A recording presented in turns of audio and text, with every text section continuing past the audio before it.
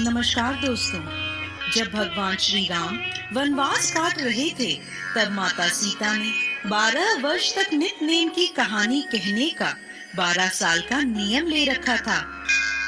राम आए, लक्ष्मण आए, देश के पुजारी आए, नित नेम का नेम लाए, आओ राम बैठो राम, तपी रसोई जीमो राम, माखन मिश्री खाओ राम, दूध पताशा पियो राम, सूत के पल का मूठो राम, शाल दुशाला ओढ़ो राम, जब बोलूं जब राम ही राम, राम सवारे सबके काम, खाली घर भंडार भरेंगे, सबका बेड़ा पार करेंगे, जय श्री राम जय जय राम।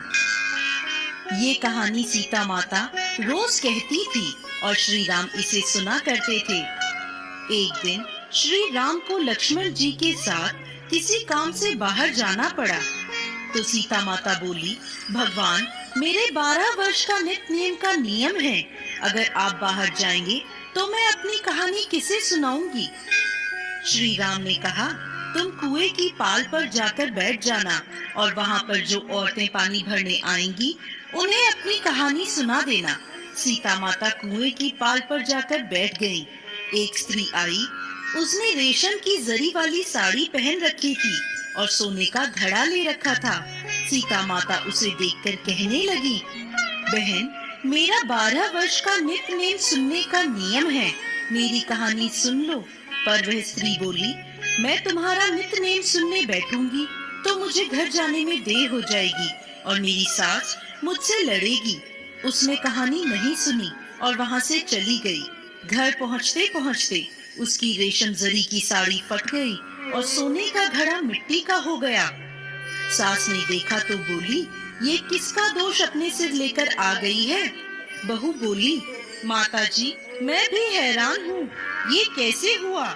मैं तो कुएं से पानी भरकर आ रही हूँ, पर कुएं पर एक औरत बैठी थी और उसने मुझसे अपनी कहानी सुनने को कहा, पर मैंने मना कर दिया।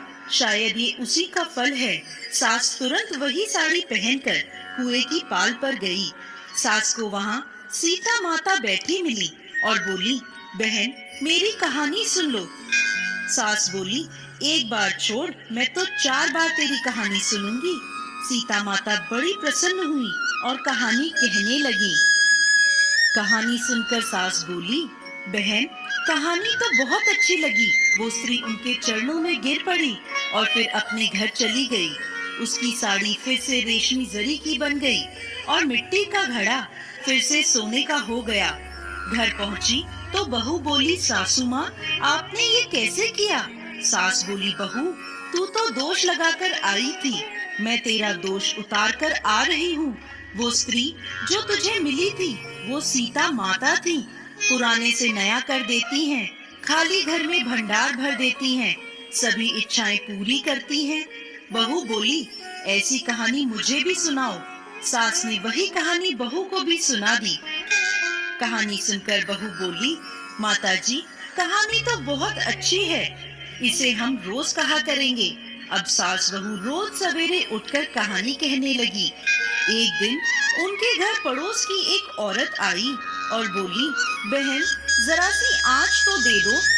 सास बोली, आँच तो हमने अभी नहीं जलाई है। पड़ोसन बोली, तुम तो सुबह 5 बजे से उठी हो, फिर क्या कर रही थी।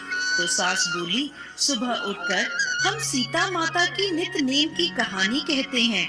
पड़ोसन बोली, ये कहानी मुझे भी सुना दो।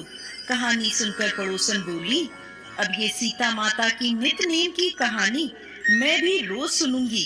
कहानी कहने से सीता माता ने पड़ोसन के भंडार भी भर दिए। हे सीता माता, जैसे उनके भंडार भरे, इस कहानी को कहते, सुनते और हुंकार भरते, सभी के भंडार भरना। जय माँ।